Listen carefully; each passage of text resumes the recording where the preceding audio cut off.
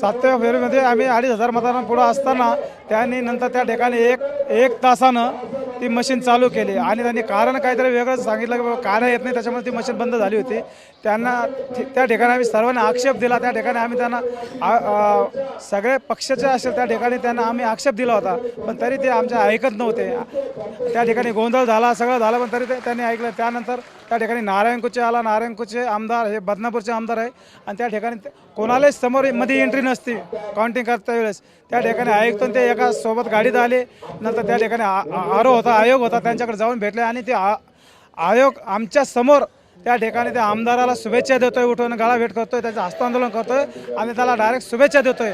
म्हणजे हे षडयंत्र त्या ठिकाणी भाजपचं होतं पूर्ण आणि भाजपनं हे षडयंत्र रचून ते EVM मॅनेज करून ते तांत्रिक बिघाड दाखवून त्यांनी EVMच्या माध्यमातून आमचा त्या ठिकाणी पराभव केला.